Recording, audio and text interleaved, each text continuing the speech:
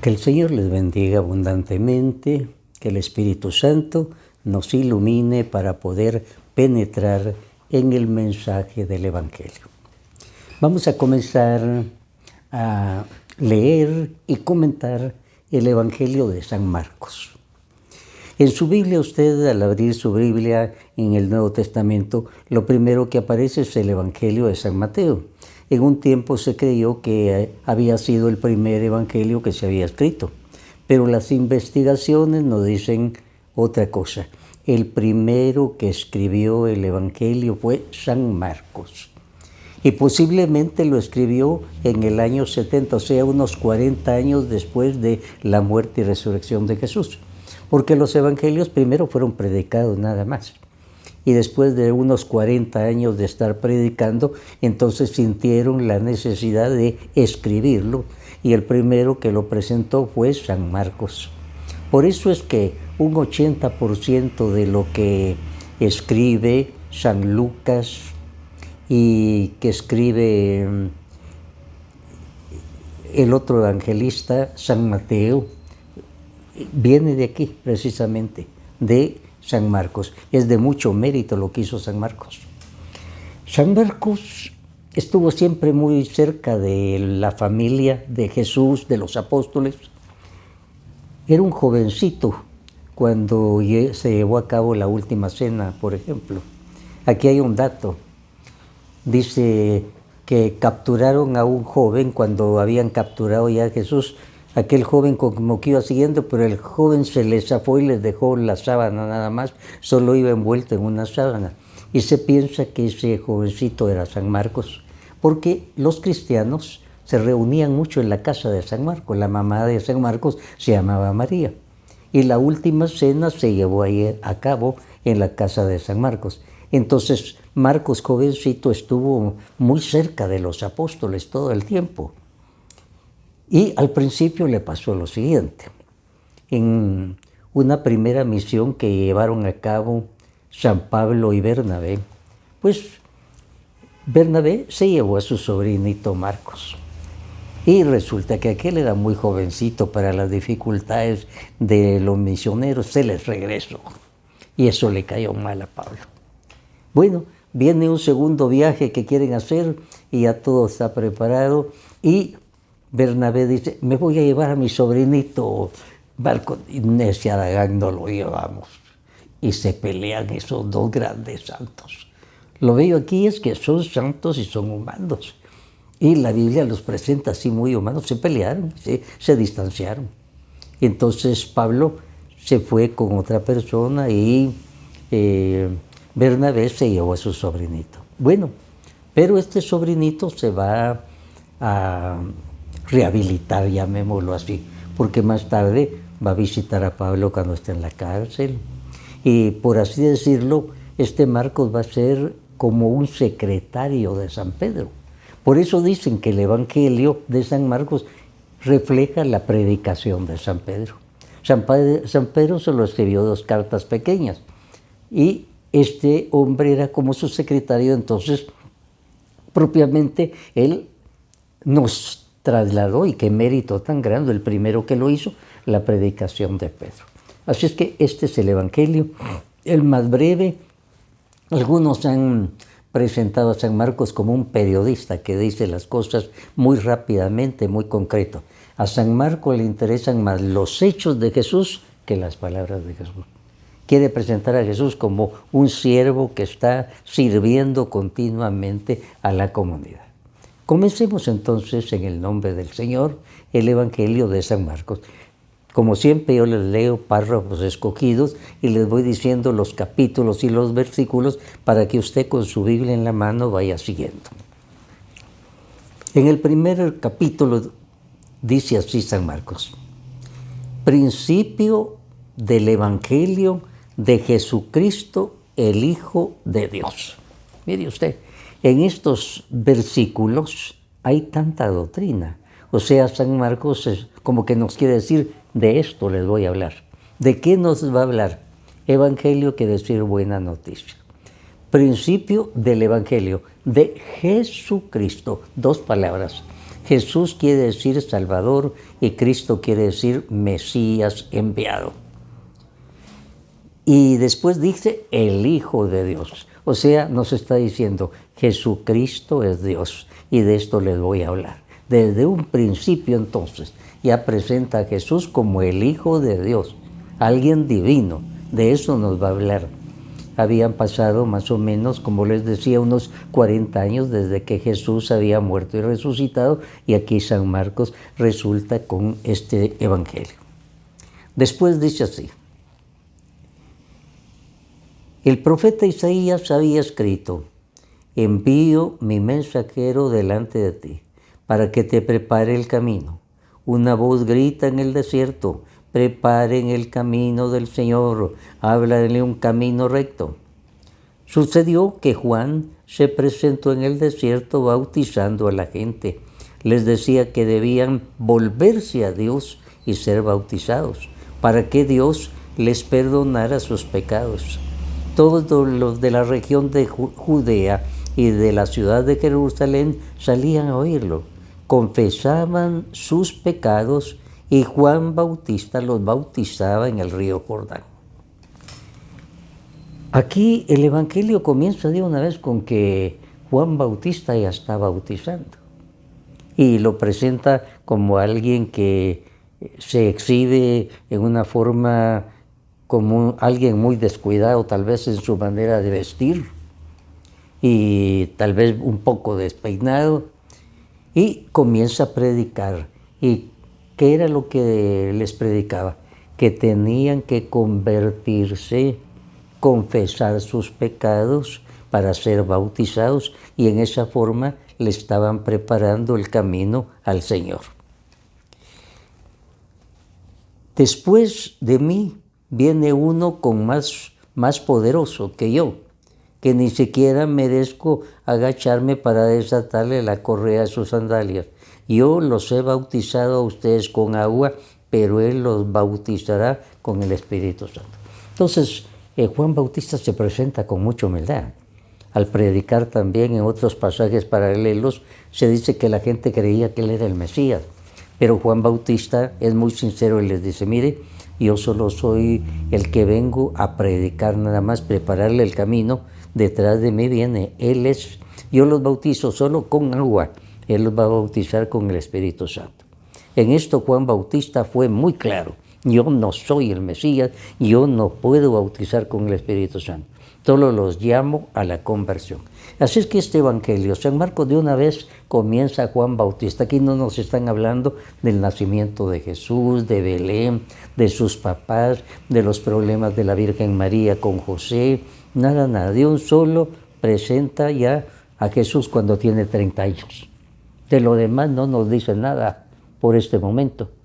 De una vez Jesús aparece, que va al río Jordán, ahí está bautizando Juan Bautista y le va a pedir que lo bautice. En el versículo 9 dice: por aquellos días Jesús salió de Nazaret, que está en la región de Galilea, y Juan lo bautizó en el Jordán. En el momento de salir del agua, Jesús vio que el cielo se abría, que el Espíritu bajaba sobre él como una paloma, y se oyó una voz del cielo que decía: tú eres mi Hijo amado, a quien he elegido. Así es que aquí se nos presenta rápidamente el bautismo de Jesús. Jesús que se va a bautizar. Y cuando lo bautiza, dice, se abre el cielo. Después una paloma se posa sobre la cabeza de Jesús y se oye una voz que dice: este es mi Hijo muy amado, a quien he elegido. Así es que el bautismo de Jesús es descrito rápidamente. Pero lo que describe aquí es muy interesante, porque es lo que pasó para nosotros, nuestro bautismo.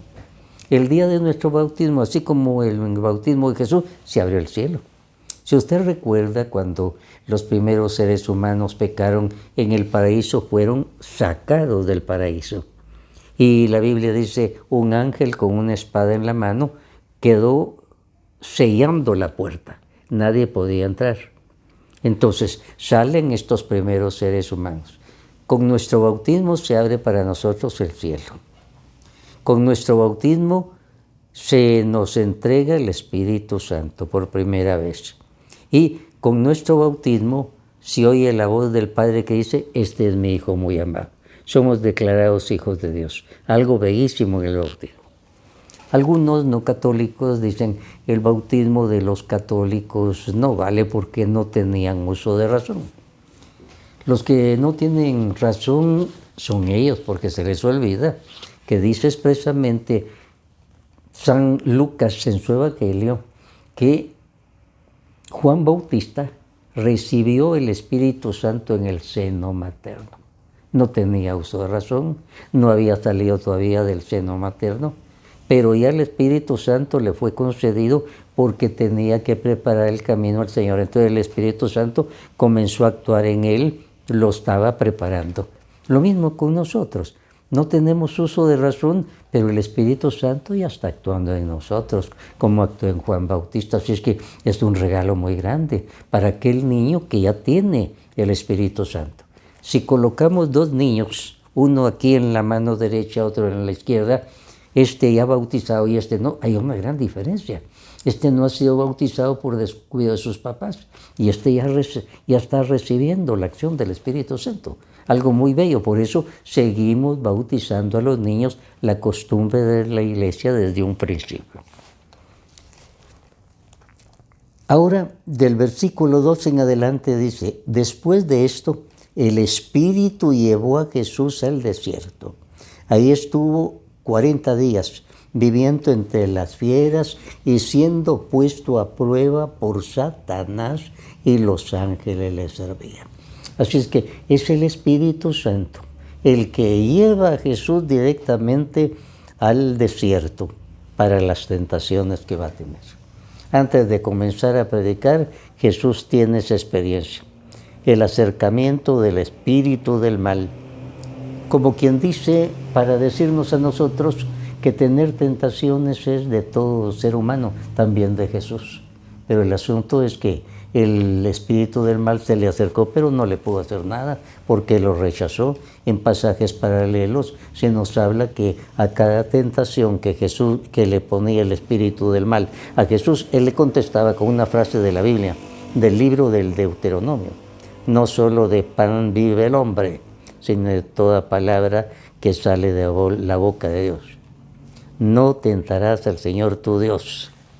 Así es que todos son palabras de la Biblia, y aquí nos está enseñando el Señor cómo derrotar al diablo con la espada del Espíritu Santo. La carta a los Efesios dice que la palabra de Dios es la espada del Espíritu Santo. Jesús a cada tentación le decía, la Escritura dice, punto, te callas. Con el diablo nunca hay que platicar ni dialogar. Se le derrota con palabras de la Biblia. Es la mejor manera de derrotarlo citando la palabra de Dios que va contra él. En el versículo 14 dice, después que metieron a Juan Bautista en la cárcel, Jesús fue a Galilea a anunciar las buenas noticias de parte de Dios. Decía, ha llegado el tiempo, el reino de Dios está cerca, conviértanse y crean en el Evangelio.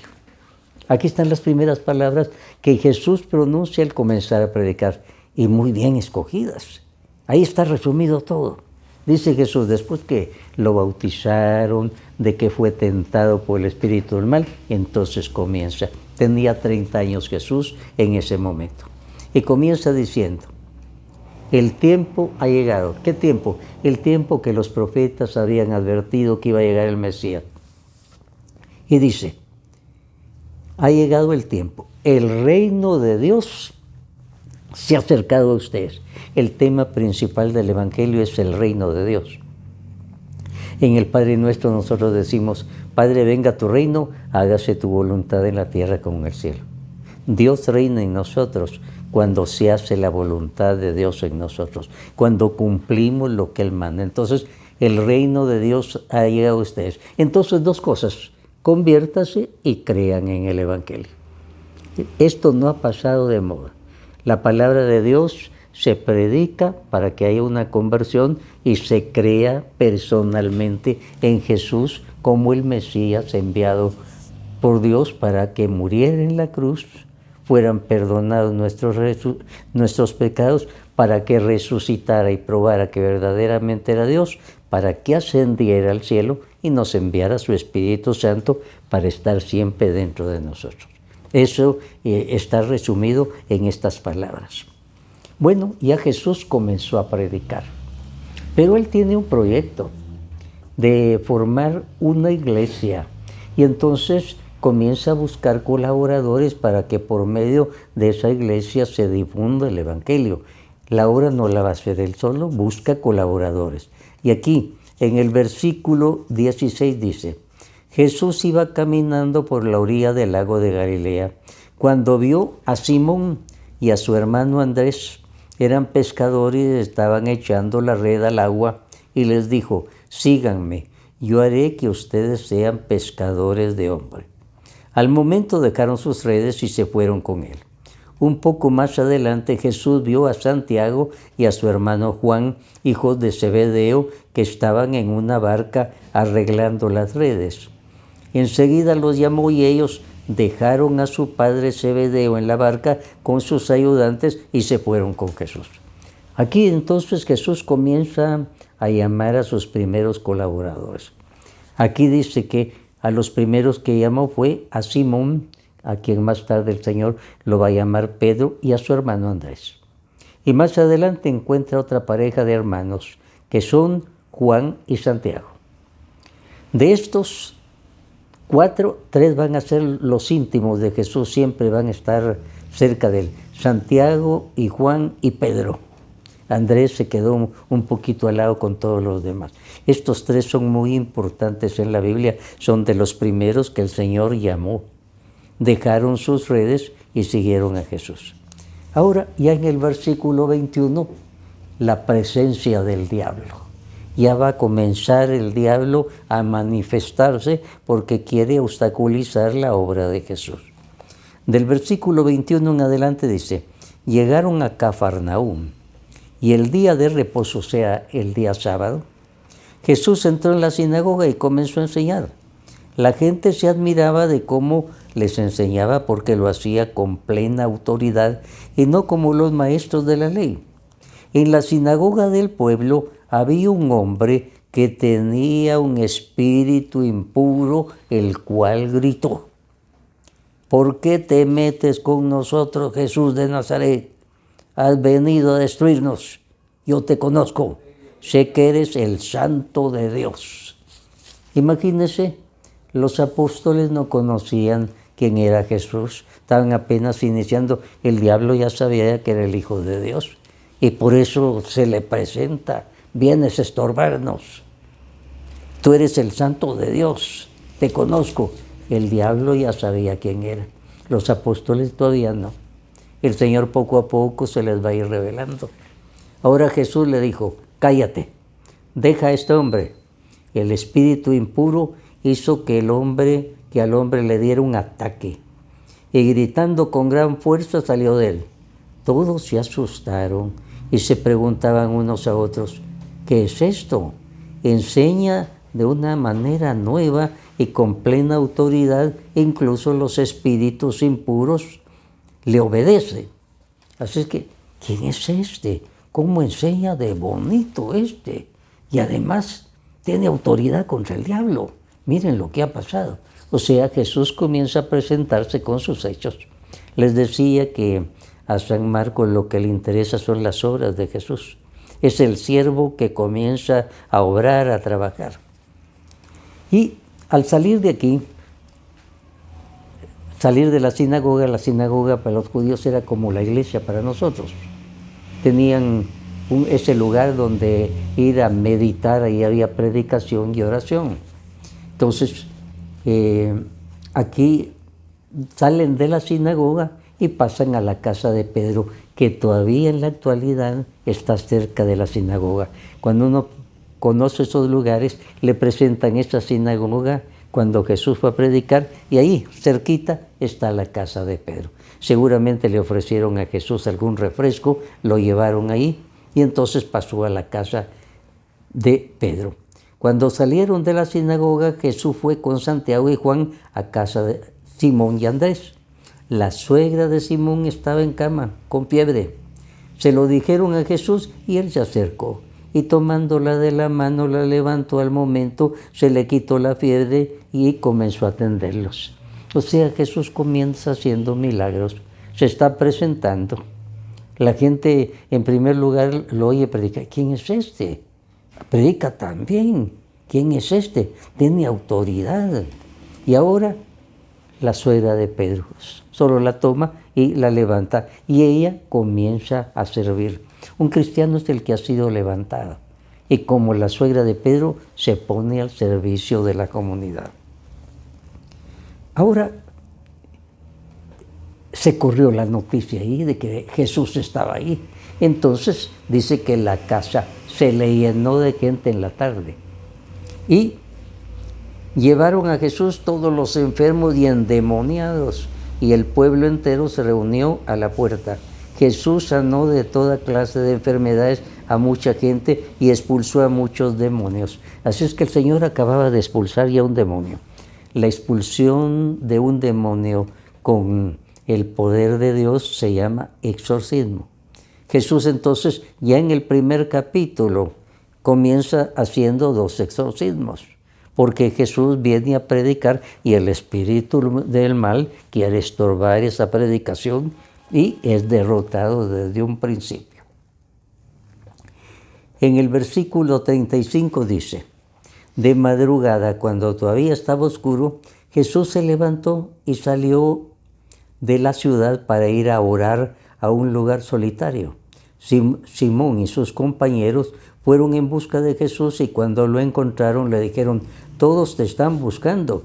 Pero él les contestó: vamos a los otros lugares cercanos a anunciar también ahí el mensaje, porque para esto he salido. Así que Jesús andaba por toda Galilea, anunciando el mensaje en las sinagogas de cada lugar y expulsando demonios. Aquí esto muy interesante. Antes de ir a predicar, Jesús madruga cuando está oscuro y busca un lugar solitario. Y ahí se prepara en oración para su jornada de evangelización. A mí me impresiona mucho esto. ¿Cómo es eso? Todo un Jesús tiene que irse a preparar para predicar y está en oración. Y los apóstoles van a buscarlo. Jesús, ¿dónde estás? Al fin lo encuentran. Vamos. Y entonces, pero él se ha preparado. Y nosotros tantas veces tenemos que cumplir algo de evangelización y nos lanzamos en paracaídas a la carrera. Él se preparaba. Ahora, se le va a presentar un enfermo de lepra. La lepra es la enfermedad incurable. Y la primera curación espectacular que va a hacer Jesús es de lepra. En aquel tiempo era enfermedad incurable, era pena de muerte. El que tenía eso ya sabía que iba a morir, pero iba a morir poco a poco, con grandes sufrimientos. Se iba deformando poco a poco y moría. Y saber cómo hizo este leproso, porque un leproso no se podía acercar a ningún grupo. Le tiraban piedras, lo maltrataban. Entonces, el leproso desde lejos. Y este se ve que lo pensó bien y solo se le acercó y ya él sabía que solo le podía decir pocas palabras al Señor porque lo iban a ahuyentar. Solo se le acercó y dice: si tú quieres, puedes curarme, solo eso. Ahí estaba todo. Y el Señor lo tocó. Nadie tocaba a un leproso, quedaba contaminado y no podía entrar ya en el templo si había tocado a un leproso. Jesús lo toca para que vea que no tiene repugnancia. Y inmediatamente quiero. Y queda curado. Fíjese que esta enfermedad es la que impresiona. Si nadie podía curar a los leprosos, ni los médicos de ese tiempo, era una enfermedad incurable. Así es que hizo este gran milagro. Y vamos a pasar al capítulo 2. Y comienza aquí con otro milagro también. El Señor comienza haciendo muchos milagros y exorcismos. Es decir, se está presentando. Miren el poder que tengo para servirlos. miren quién soy yo. O sea, eso es su presentación, porque a la gente le iba a costar saber que Jesús era el Mesías, le iba a costar. En el capítulo 2 dice, algunos días después Jesús volvió a entrar en Cafarnaúm. En cuanto se supo que estaba en casa, se juntó tanta gente que ni siquiera cabían frente a la puerta, y él les anunciaba un mensaje. Entonces, 4 amigos tenían a su amigo paralizado. Tenían un enfermo paralizado, paralítico. Entonces, llevémoslo. Lo pusieron en una camilla y ellos corriendo, según ellos, cuando llegaran todos los días, decir, pasen adelante, traen a un enfermo en camilla, que todos se apretaron, todos querían que Jesús los curara, todos querían que Jesús los atendiera, no pudieron entrar. Pero aquí se ve la fe de estos, no era una fe débil. Si hubiera sido una fe débil, dice, bueno, Dios no lo permite, otro día será. Estos no pudimos entrar por la puerta, entremos por el techo. Las casitas de antes eran así como cúbicas, tenían una parte de arriba plana. Pusieron una escalera, se subieron arriba, hicieron un boquete, por supuesto que después tuvieron que pagar daños y perjuicios seguramente. Y por ahí descolgaron a su amigo en una camilla, se lo pusieron enfrente a Jesús. Y aquí una cosa muy interesante, Jesús estaba viendo que lo traían como paralítico para ser sanado, pero Jesús comenzó diciendo, hijo, primero te voy a perdonar tus pecados. Lo habrá ayudado para el perdón de sus pecados. Fíjese, lo primero era la enfermedad peor, la del alma.